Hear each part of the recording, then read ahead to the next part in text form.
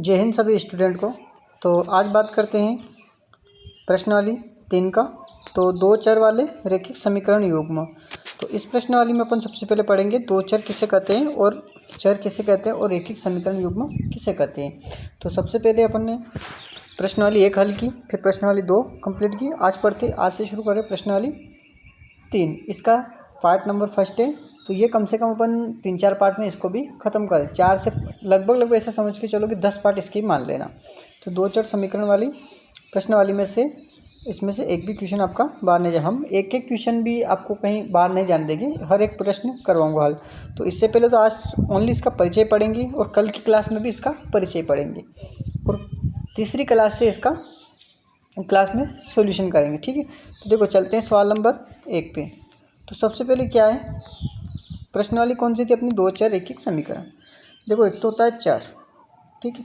अब ये चर क्या होता है, जितनी भी एक्स वाई जेड है ना, एक्स वाई और जेड ये संख्या ये होती है ना, ABCD A to Z वाले, इनको क्या कहते हैं, चर पद कहते हैं। क्या कहते हैं, चर पद कहते हैं। और अचर पद मैंने पहले भी समझा रखा, अचर पद 1 2 3 4 5 ये अनंत तक होते हैं।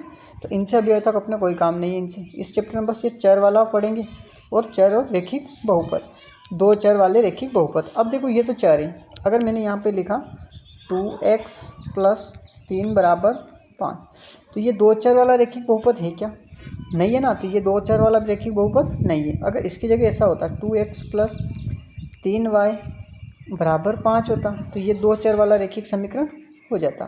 ठीक है, तो ये कौन सा हो गया, दो चर वाला रैखिक समीकरण हो गया। जैसे कि देखो एक दो प्रश्न और बता देता हूँ मैं। 2y² है ना +3y - 5 = 0। अब देखो ये कौन सा हो रहा, रैखिक बहुपद है क्या, नहीं है ना। अगर यहाँ पर मैं इसकी पावर हटा देता हूँ, ठीक है, अब ये हो गया रैखिक बहुपद। ठीक है, क्या हो गया, ये रैखिक बहुपद हो गया है। अब देखो रैखिक बहुपद इसका ग्राफ किससे बनता है, इसका देखो रैखिक बहुपद का ग्राफ किससे बनता है, मैं बताता हूँ इसका ग्राफ कैसे बनता है।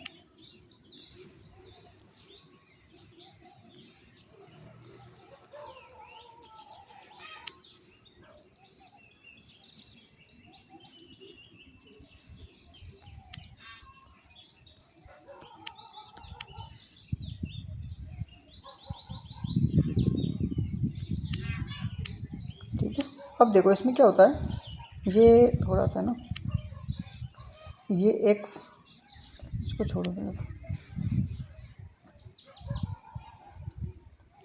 x माइनस अक्ष होता है।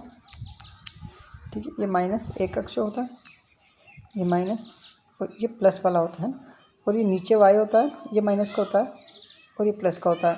ऐसे इधर में जैसे कि -1, -2, -3, -4, ऐसे इधर में 1 2 3 4, 1 -2 3 4, 1 2 3 4। ठीक है, अब इसमें देखो ग्राफ कैसे बनता है, बस एक ही बार बनता है इसका, मतलब एक लाइन होती है ना, वो एक ही बार काटती है। जैसे यहाँ काट दिया ना उसने, थोड़ा सा इसका मैं कलर चेंज कर लेता हूँ। ठीक है, जैसे ये कटी ना, तो ये वाला कट गया। ठीक है, ये ऐसे कटता है। और बस रैखिक बहुपद में क्या होता है इसका, कि वो लाइन है ना, वो बस एक ही बार कटती है और कुछ नहीं होता है इसका। ठीक है, ये जैसे यहाँ काटे ना, तो ये ऐसे ही कटेगी, इसको रैखिक बहुपद कहा जाता है। अब ये इसका ग्राफ ऐसे बनता है ना, ऐसा नहीं कि कोई अलग तरीके से बनेगा, ये वाला इसका ग्राफ बनता है। तो रैखिक बहुपद दो चर वाले रैखिक समीकरण, ठीक है, यही उसका बेसिक था, है ना। तो पार्ट 1 में आपको समझ में आया होगा कि ये रैखिक युग्म है या नहीं है। एक दो क्वेश्चन दे देता हूँ मैं होमवर्क में, देखो इसमें से बताना है कौन सा रैखिक बहुपद है और कौन सा रैखिक बहुपद नहीं है। ये भी होमवर्क, और एक ये दे रहा हूँ मैं,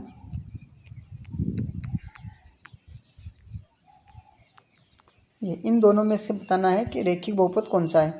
कमेंट करके ज़रूर बताएं, ठीक है। और अगर आपको 100 में से 100 अंक चाहिए मैथ में, है ना, गणित में, ठीक है, अगर गणित में 100 में से 100 अंक चाहिए, तो एक बार अपने चैनल को ज़रूर जाके हर एक क्लास को कंप्लीट देखिए। मैं जो प्रिपरेशन करवा रहा हूँ ना, इससे एक भी क्वेश्चन बाहर नहीं जाएगा। तो अगर कोई नया स्टूडेंट है तो अपने लक्ष्य कोचिंग क्लासेस यूट्यूब चैनल, ये लक्ष्य कोचिंग क्लासेस यूट्यूब चैनल को लाइक और सब्सक्राइब करें। और इस चैनल को ज़्यादा नहीं, अगर कोई नया स्टूडेंट है तो बेल आइकन वाली घंटी दबाएं। उसके बाद में कम से कम, ज़्यादा नहीं बोल, बस ओनली 5 स्टूडेंट को अपने चैनल का लिंक सेंड करें। ठीक है, जय हिंद। तो मिलते हैं कल वाली क्लास में। जय हिंद।